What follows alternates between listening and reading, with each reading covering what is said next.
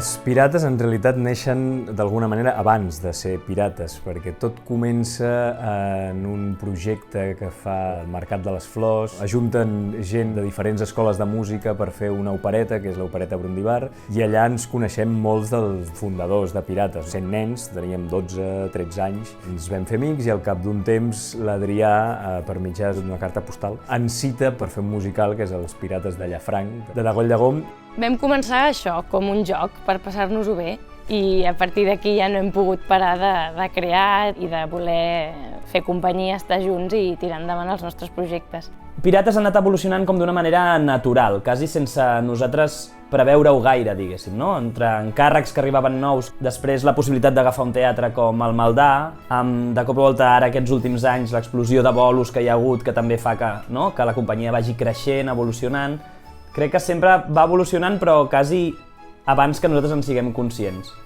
Si hem estat 20 anys junts és bàsicament perquè vam començar jugant i no ho hem deixat de fer mai. Bàsicament hem après a fer teatre a partir del joc, a partir d'entendre que l'error és una cosa que et fa créixer i sense jutjar-nos. L'estabilitat de la companyia jo crec que es basa en l'equilibri de tots, no? Com que som molts, fa que aprenguem de les altres coses que potser nosaltres no havíem sapigut veure o no pensàvem simplement igual i que sempre trobem un punt mig on ens trobem tots. Potser això ens ha fet que anem sempre pel bon camí, no? Perquè tots hem acabat estant d'acord i sobretot perquè hem prioritzat també l'amistat, que és al cap i a la fi el que som amics. La nostra vida encara no està acabada. Nosaltres viurem! Durant 20 anys diria que hem passat per moments artístics molt diferents. Però sí que és veritat que durant tots aquests anys tot ha anat evolucionant cap a una sèrie d'elements que crec que ens caracteritzen, com serien l'artesania en les coses que fem. Després, evidentment, hi ha la música. La música va ser la que ens va fer conèixer i després del personatge. Una cosa que ens agrada molt és que l'escenari estigui buit i a partir d'aquí construir coses simplement del que passa entre dues persones, dos actors.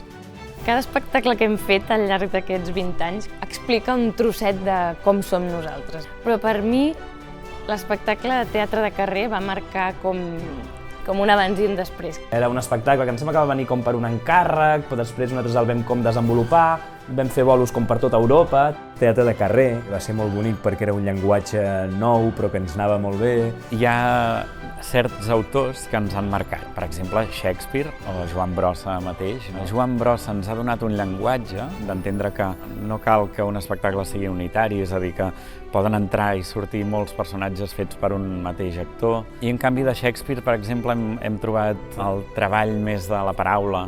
I així us presenteu davant de la núvia el dia del vostre sant casament? Ella es casa amb mi? No amb la meva roba. Si pensava que arribaríem a celebrar 20 anys, des del primer dia vaig veure que això arribaria lluny i que faríem les noces de diamants 75 anys de companyies pirates. Ens en queden 20, 30, bueno, ens en queden pocs ja. D'aquí 10 anys no tinc ni idea de què farem. El que sí que farem és teatre, perquè això ens va unir, això ens ha fet créixer i això és el que sabem fer. Hi va haver un dia que en una reunió algú va dir «T'imagines que d'aquí uns anys això pogués ser la nostra feina i ens poguéssim guanyar la vida fent això?»